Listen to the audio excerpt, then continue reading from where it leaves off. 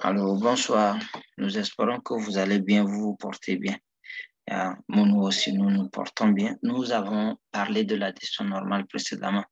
Comment savoir? Nous avons généré des données qui ont une distribution normale et nous avons vérifié comment est-ce que les données d'addition normale se comportent. Donc, nous allons maintenant passer à un modèle linéaire que nous allons générer et voir comment, à partir du modèle linéaire déjà généré, savoir que les distributions sont normales. C'est ce que nous allons faire. Donc, comme vous pouvez toutefois le réaliser, bon, c'est ce que nous avons fait pour vérifier l'addition normale de toutes ces histoires-là. Et avec des tests statistiques, donc, je vais nettoyer la console. Donc, comme j'ai l'habitude, CTRL L qui nettoie mon console. Donc, on continue. Donc, ce que nous allons faire maintenant, nous allons d'abord générer une régression linéaire et vérifier comment est-ce que là, on peut vérifier quand on a déjà le modèle. On peut vérifier si les données que nous avons utilisées pour faire notre régression ont une distribution normale. Donc, nous allons, si vous n'avez pas encore le package, vous allez installer le package WorldRouge pour pouvoir utiliser les données Wedge. Package WorldRouge. Ok, moi, je l'ai déjà, donc je ne vais pas exécuter. Dans le cas où vous n'avez pas ça, vous exécutez. Donc, très souvent, quand on finit d'installer ou bien de télécharger un modèle, il faudra alors l'appeler. Donc, library, c'est ça qui nous permet, la commande qui nous permet d'appeler les données que nous avons, les packages que nous avons déjà à l'intérieur. Donc, j'appelle library WorldRouge. Donc, j'exécute. Donc, c'est bon. Donc, je voudrais qu'on utilise les données que j'appelle données Wedge. Wedge 1. On prend ça. Donc, comme je l'ai dit, ce qui est intéressant avec R, quand vous commencez, vous avez les noms ou bien le nom des données, vous commencez, ça vous propose ça. Donc, bon, on va utiliser des données Wedge 1. Donc, je fais ça. Donc, les données sont à l'intérieur. Donc, c'est ce que je viens juste de faire. Donc, on attend un peu que ça se load. On doit voir ça de ce côté, c'est arrivé. Donc, on attend également les informations complémentaires. Donc, étant donné que c'est, bon, nous voulons exécuter un modèle à régression linéaire simple. Donc, les conditions pour pouvoir exécuter un modèle linéaire simple. Bon, d'abord, il faudrait que la variable dépendante soit numérique, ok, quantitative. Et maintenant, les variables indépendantes doivent être également quantitative, numérique ou bien continuous, something like that. OK. Donc, on va vérifier quand nous sommes en train de parler de nos données Wedge, quand nous sommes en train de parler de notre donnée Wedge, comment nos données Wedge se présentent. Ouais. Donc, head Wedge 1. Donc, on va voir pourquoi on le fait. On le fait pour pouvoir voir quelles sont les données qui sont numériques pour pouvoir les prendre et exécuter notre modèle. Donc, quand j'utilise aide et je fais ça, bon, mes données apparaissent.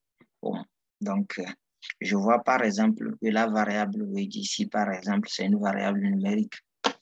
Et à continu, on peut utiliser ça. Éducation, c'est la même chose. 11-12, c'est la même chose.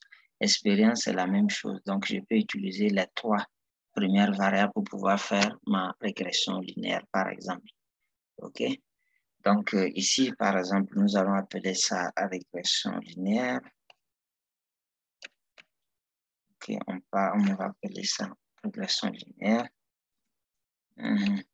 Donc, la commande pour exécuter ou bien faire une régression linéaire, c'est LM. On l'avait déjà vu. Donc, ma variable dépendante, bien, ici, ce que je voudrais utiliser comme variable dépendante, c'est wedge. Donc, je commence par ma variable dépendante, wedge, donc, qui est numérique. Continue. Donc, maintenant, je fais sur ça d'éducation. Bon, l'intérêt également de faire appeler les données. Vous voyez, je fais juste le copie, je colle. Donc, plus maintenant, expérience également. Je fais copie et je colle là-bas. Donc, les données que je vais utiliser, ce sont les données Widget. Donc, j'appelle ça Widget. OK, c'est bon comme ça. Donc, je peux faire ma régression linéaire. Exécuter. Donc, quand on exécute et on ne fait pas summary, on ne voit rien. Donc, pour pouvoir le voir, alors, donc, je vais utiliser summary et je fais, bon, je mets le nom de la régression que je viens d'exécuter. Wow. Donc, on a les résultats. Expérience, éducation, bon, tout est là. On a les résultats. Bon, la fois passée, on avait fait une régression linéaire. Il faut voir le tuto où nous avons fait la régression linéaire, où nous avons fait les interprétations. Ici, nous avons notre objectif. L'objectif ici, par exemple, c'est de pouvoir vérifier si nous avons appelé notre data, notre data Widget et nous avons utilisé ça pour pouvoir faire la régression. C'est pour voir si ces données-là sont normalement distribuées. C'est l'objectif ici. Donc, avant de le faire, nous avons plusieurs manières de le faire. La fois passée, on avait utilisé Plot. Directement avec Plot, on peut le faire. Mais nous voulons également faire ça d'une autre manière. Utiliser cette manière-là que nous avons utilisée en haut ici, en utilisant histogramme, tout ça, là, ainsi de suite. Bon, avant, pour pouvoir le faire, alors, on va devoir générer les résiduels de notre modèle qui vont nous servir. Bon, il faut rappeler que ici, par exemple, quand nous sommes en train de parler de la distribution normale, on se réfère à la normalité de l'erreur. Bon, quand on écrit l'équation, un modèle, c'est qu'on met derrière, bon, la dernière position, c'est ça qui est erreur. Maintenant, les erreurs sont représentées en termes de nombre par les résiduels. Donc, pour pouvoir voir ça, on génère les résiduels. C'est avec les résiduels maintenant qu'on peut faire les tests et savoir si les données sont normalement distribuées pour le modèle en question. Donc, résiduel, donc, j'exécute ça. OK, j'ai généré les résiduels. Donc, à partir des résiduels, maintenant, je peux faire ma perception visuelle. Perception visuelle. Donc, la perception visuelle, c'est-à-dire que c'est nos yeux qui vont voir ce que nous avons. Donc, histogramme et ce que je viens de générer comme résiduel. Donc, je prends ça et j'exécute mon histogramme avec. C'est parti.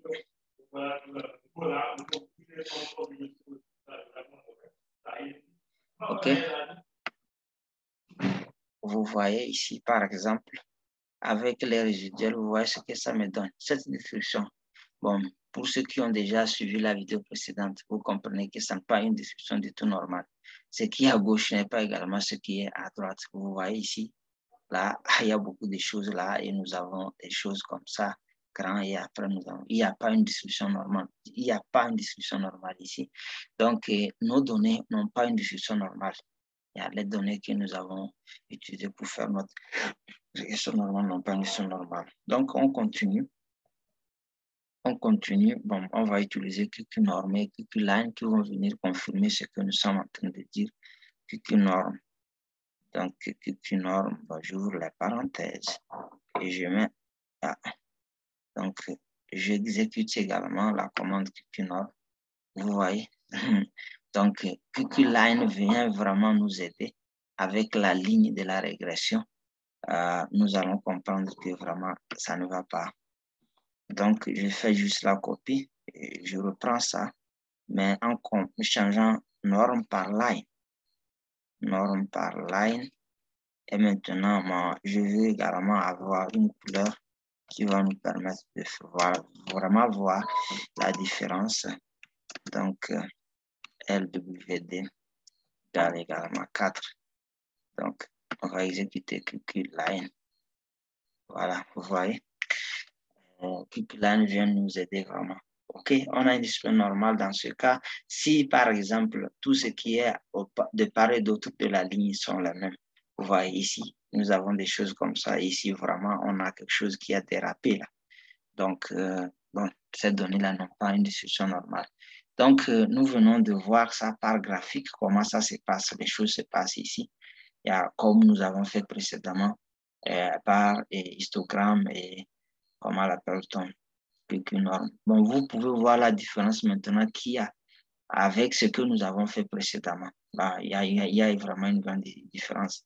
Ces données ne sont pas normalement distribuées. Donc, la vidéo qui va venir, bon, on va refaire la même chose, la même régression, mais dans ce cas, nous allons utiliser les tests statistiques pour pouvoir savoir s'il y a distribution normale ou pas. Là, c'est des chiffres qui vont venir avec plus-value. Nous allons confirmer également la non-distribution normale des choses.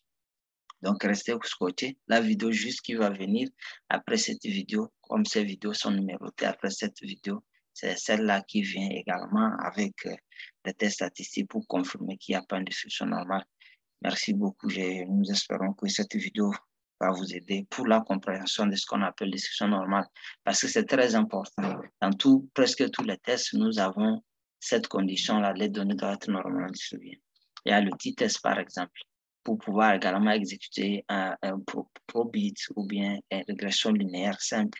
Bon, il faut l'une des conditions, c'est que les données soient normalement distribuées. Donc, il faudra comprendre quand est-ce que les données sont normalement distribuées. Et également, et après avoir exécuté un modèle, pouvoir décider vraiment si les données que nous avons utilisées respectent les conditions.